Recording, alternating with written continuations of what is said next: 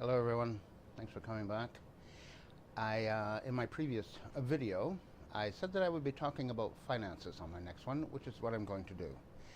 Uh, in Canada, where I'm living, I was just reading it today that a lot of traders, currency traders, let's say, stock market traders, they are of the opinion that the Bank of Canada can go head to head with the Federal Reserve of the United States and keep up. Now, I've been involved with stock markets for some time, since 2008, 10 years ago I started. The futures market mostly. And there has been an expression which they keep saying it over and over and over: you cannot beat the Fed. But for some strange reason, in Canada, they have managed to convince most of the world, most of the trading community, that the Canadian bank, the Bank of Canada, can go head to head with the Fed and win. That is so remarkably stupid.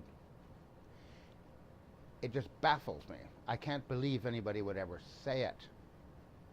It is impossible to do.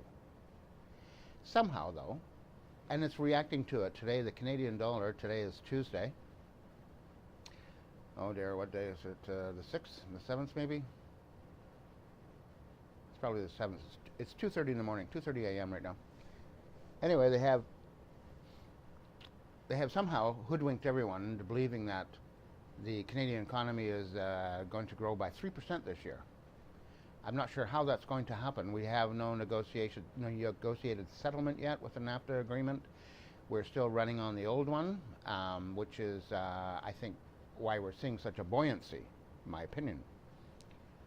No one ever seems to be right, because the ground moves away from you when you think you've stood on something solid. All of a sudden somebody pulls the carpet in this direction and you got to go that way, and then they pull it that way and then you got to go that way. So you have to be fluid. Not like in Johnny Depp fluid. However, Johnny Depp's a weird guy. Great actor, of course, but weird guy. Anyway, let's go back to the finances of it all. We've had a prime minister here who gave $500 million. His name is Jean Chrétien, from Quebec. He's a Quebecer, he's a fascist, and at that time he was fighting Quebec because Quebec wanted to leave Canada. Quebec is not a signatory to the Constitution of this country. Pierre-Elliott Trudeau, who wrote the Constitution, he got all the premiers together, and the rule is this: they all have to sign it before it becomes law. René Lévesque, who was the Premier of Quebec, was very suspicious of Pierre-Elliott Trudeau, who's also from Quebec.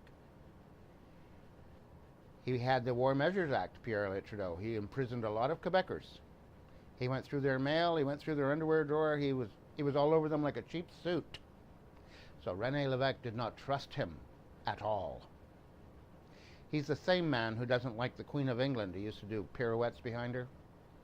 His son is now the Prime Minister of Canada, he seems to be quite friendly with the royal family. Prince William and Kate were here, I think it's last summer only, and he took them around lots of places in Canada, but he did not take them to Quebec. It would be an embarrassment to take them to Quebec, because it's a long-standing fight, let's say. So, here we go. Constitution of Canada. All the premiers, all the provinces, territories, everybody signed except René Lévesque. So the Prime Minister, Pierre-Elliott Trudeau, said this: I'll sign for Quebec. But the problem is he doesn't represent Quebec. He does represent a riding in Quebec, but he does not represent that province. So here began a fight, an argument, let's say. Since they're not a signatory to the Constitution of Canada, are they a part of Canada? They have different laws. They have Napoleonic Code. I've written to the elections, the new guy appointed by Justin Trudeau. He's our new elections officer for Canada.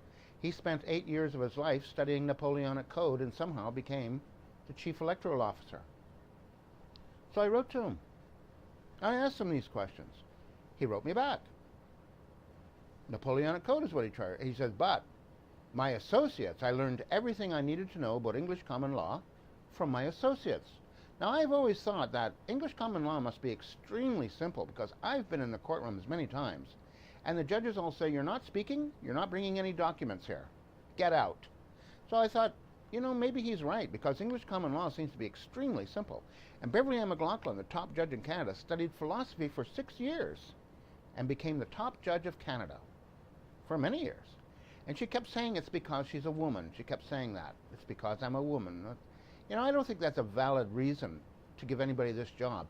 But she was given the job by, first, Brian Mulroney, also from Quebec, also a lawyer, also studied Napoleonic Code. Then later, to become the top judge, it was Jean Chrétien, also a lawyer from Quebec, also studied Napoleonic Code. They knew what they were looking at. They were looking at a society of people who had no rights at all. Pierre Elliott Trudeau wrote the Charter of Rights and Freedoms. Now, this man, the electoral officer, he did a dissertation for PhD, and he wanted me to go to the website and read it. But it's written in only French.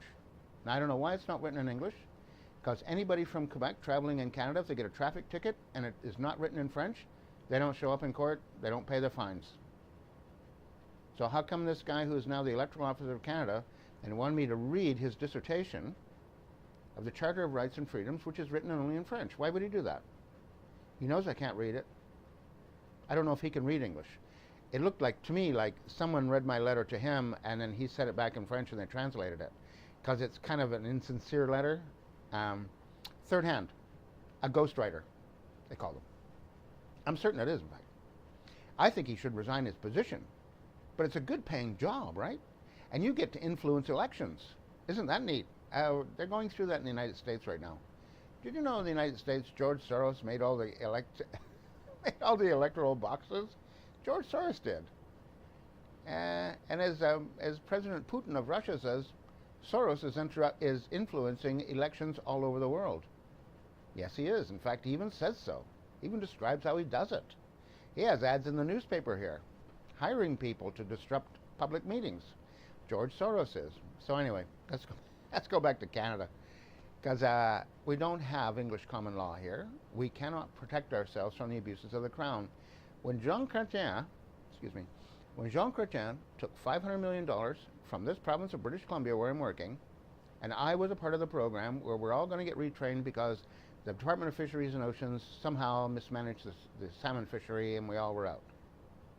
Somehow. It's because the thing about the Department of Fisheries and Oceans is they have nepotism in an extreme way, and bribes are demanded of people for jobs, even for interviews. Bridget Enbord demanded from me a bottle. I'd already won the competition. I won the competition, EG5, and then she sold the job. She sold my job because Ken Wilson, whose responsibility it was to bring me into the fold, let's say, after 5 months of work as an EG5, they threw me out because a bribe got paid, and that's how it works in Canada. We have bribery. It's huge in Canada. One Prime Minister, Brian Mulroney is his name, from the province of Quebec, demanded bribes from a German salesman who sold Airbuses or something to Canada, and he got thousands of dollars. It's in an envelope. It was stuffed full. He got caught. He claimed it wasn't. He didn't know this. He didn't know that. And then in the end, the Prime Minister said this: that all of those $1,000 bills were being held by because he's a lawyer. He is at that time called a graduated lawyer. It was for future work from him, what do they call it, a retainer. Who got to count the $1,000 bills? Brian Mulroney said nobody did. He just made an estimate of how many were in there. Karl-Heinz Schreiber went to prison for bribery. Brian Mulroney got charged by the Royal Canadian Mounted Police, and then they dropped the charges. You see, we have a tremendous problem in Canada because the Prime Ministers appoint people to the Senate, which is a very good paying job, and you only got 4 meetings a year. And they appoint police officers, they appoint journalists, mostly journalists actually, and anybody. Hockey players are big on the list. It's a tremendous pork barrel, publicly funded. Jean Chrétien took $500 million. I'm in the program. It's not that got cut. They demanded that I get a student loan. I said, I'm not getting a student loan. Yeah, you gotta. No, that's not what it said. So I brought the article to my agent. He wouldn't read it. he said, Mr. Wheaton, you've got to do this. I said, you have 500 million bucks. He said, this office got 50 million. There's 10 offices. We all got 50 million each. I said, so where's the 50 million? He said, that's none of your business. This is what government agents do. They hide the theft of taxpayers' money, and they can't be charged. The Royal Canadian Mounted Police, the Royal Canadian Mounted Police couldn't find their ass with both hands. I'm not kidding you. It's the most ridiculous police force in the world. However, let's move on. I go to them. They refuse to do anything. So I get a lawyer. I want to find out what happened to it. Now this lawyer, he's smart as hell, and he works for a very prestigious law firm. He said, this should be no problem. I'll have it for you in a few days. Well, it was a few weeks. And he called me. His secretary called me. I have a meeting for you. So I go there. He's a brilliant young man. He was a young guy, but he was brilliant. I could tell by listening to him talk. I thought, wow, you're really up there, man. So he said, Mr. Wheaton, I was intrigued by this. And he says, the more I dove into it to get the answer, the more the government fought me. He said, I want to tell you this. The government of Canada actually lied to me on more than one occasion. Now, I'm a lawyer, a member of the bar, and I have some authority here. He says, but the government of Canada lied. I thought, wow. He said, so this is what really happened. The 500 million did come to 10 different departments here in the lower mainland of British Columbia to pay for education. The Prime Minister instructed the Minister, whose name is Doug Young, to take all 500 million and bring it back to Canada as general revenue. Now that's theft. RCMP don't know what that is. I'm going to tell them, it's theft. The Royal Canadian Mounted Police couldn't find their ass with both hands. And I'm being generous here. I know some of them. I have a cousin who's one, and another relative who's one, and they like smoke dope, and boy, they can drink. Let me tell you, you can't keep up with them. Let's just move on, though. So the lawyer, he said, I want to thank you for bringing that here.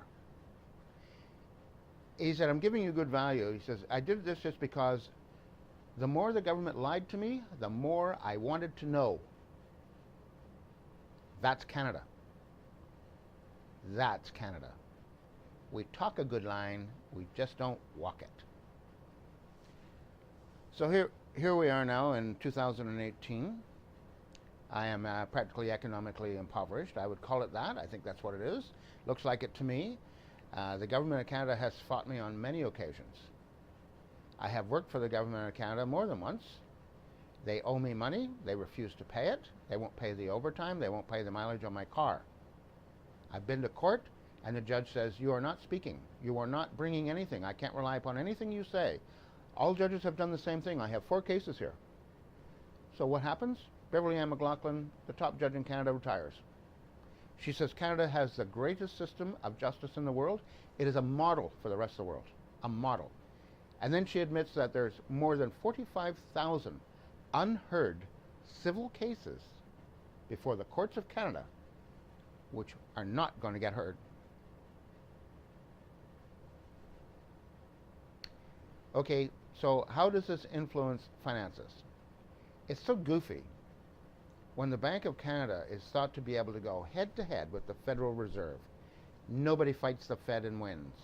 Nobody. So I could get into more financial stuff, but I don't want to make, people get bored with it. But the problem with the financial thing is, how much money have you got in your wallet?